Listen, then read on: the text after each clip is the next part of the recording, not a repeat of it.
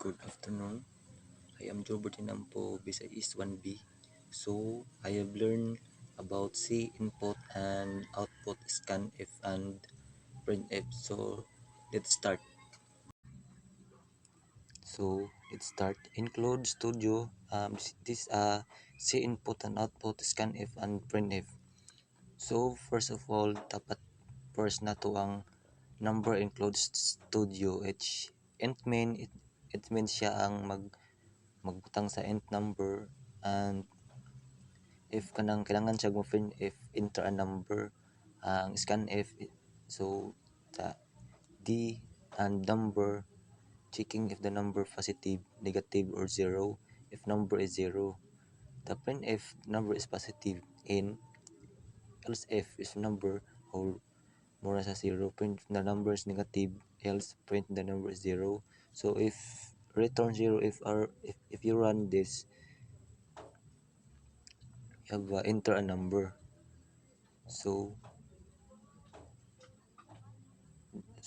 we have many things of the programming of say input and output, scan and printf, the another one. So this is the output and input. Then express your insight in the given material. So let's start. Say input and print scanf.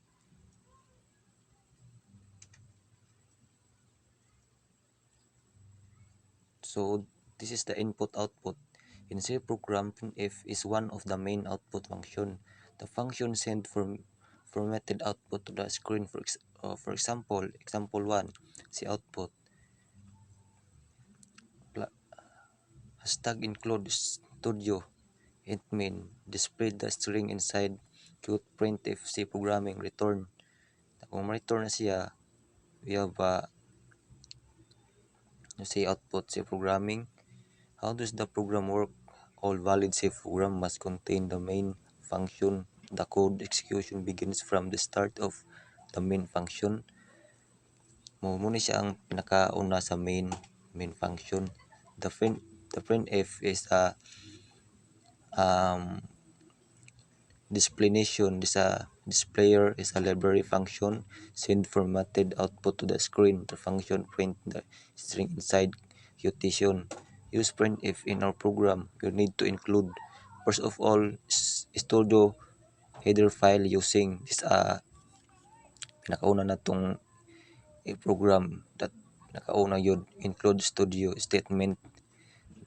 The return zero statement inside the main function is the exit status of the program. Kanang if natima na ba, it's optional. Example integer output. Example of include studio, it means int test integer 5.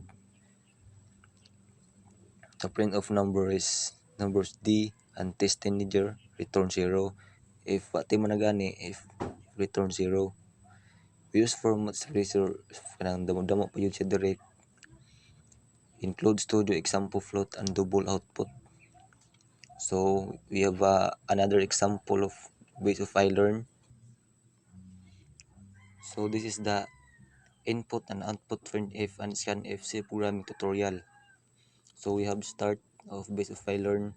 And we saw how we can declare and initialize variables of different types to store data to be used in our program, and we also saw how we can use printf function. So include the int main int a, and the declaration is 12 of the installation print return 0. This is the input and output print of scanf C program tutorial. To print data stored in a variable. Now in this lesson we will see how we can take data as input from user of the program, and we already know of printf that can be used to print output, but we will talk about printing output in a little more detail. In this program that I'm showing you here, I'm not doing something very meaningful. What I'm doing is I'm declaring a variable named a of type int, which is basically reserving some space in computer's memory to store an integer, and we can access or refer to this memory location with name A.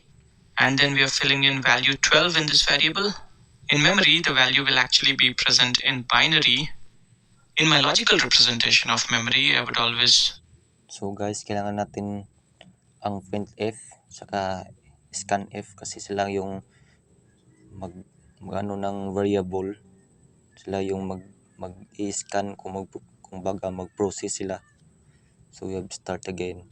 Show data the way it's understood in real world, but we must remember that any kind of data is encoded and stored in binary. Kaya kung wala ang scanf saka yung printf, hindi, that's a error program.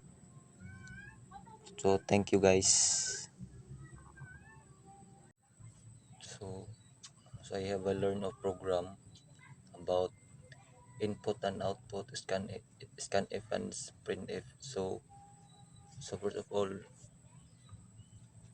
we have first to first the program includes studio and end main.